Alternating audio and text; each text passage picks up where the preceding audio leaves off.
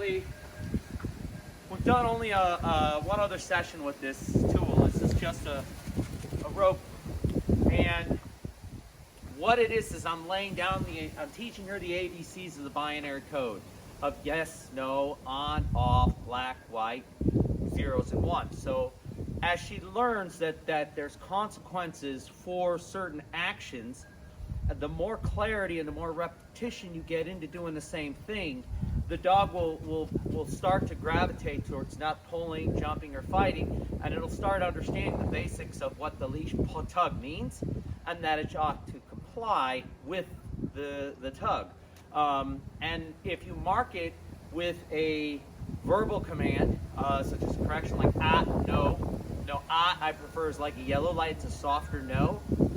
But when I do that, I will then implement a firmer correction. I'll go It'll have more of a significant emphasis. This should only be, the tool should only be punctuation. That's it. Everything else should be fluent communication.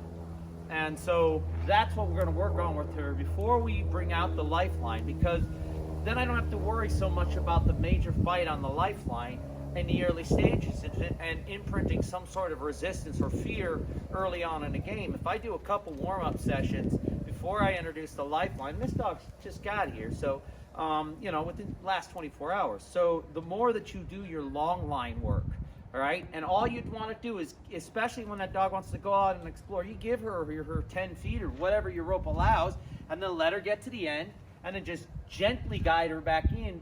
At first, I'm gently bringing her back in, and all I'm trying to do is create this circular motion around me. The point of the circular motion around me in the end is to allow the dog to understand that all great things and all leadership takes place right around me. So that's where you really start to get your good foundation of, if you really want to go down and not e-collar work and stuff like that. But most of us just want our dog walking with us, all right? Well, walking with us doesn't mean going to the end of the rope. There's a consequence for that. All right, and most people you see walking their dogs, the dog's at the end of the rope because they've never taught them what the consequence of the word no means. So now, Carly, we're going to teach her what the word no means. And at the same time, as soon as I get that correction, she looks back at me, I give her a recall. Say, come on. Good girl, good girl, good girl. Yes, that's a good girl. Come on. Heel. Come on. Yes, good. Heel. Yes. And I'm not doing this without food. I don't like to use Now I can start using tone when there's certain behaviors like jumping that we need to break. Sure, you can use the traditional yank and crank and just kind of make that a statement.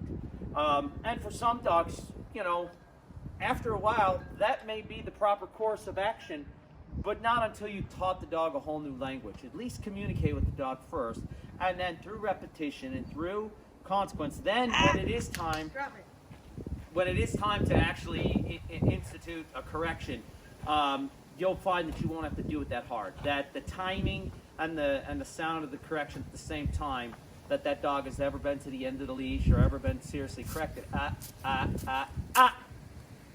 all of a sudden the dog gets it, and then the dog will come back. Thank you very much for hearing. So that's just a little bit of how I do some of my break-in work. I like to call it the lunging, but it's really breaking in the dog and just kind of teaching them the basics of this. Once the dog understands that your intention is to communicate and not dominate, it's much more receptive to what you ask for. Not all dogs.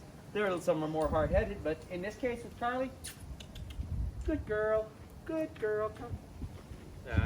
Good. Heel. Come on. Good. So I think she's really going to do wonderful on the walks and stuff like that. The more we do some of this basic foundation stuff along with in-home structure, we're going to have a rock star here. And Reveille Jr. is going to look like a show dog. She already looks like one. She's gorgeous. Come on.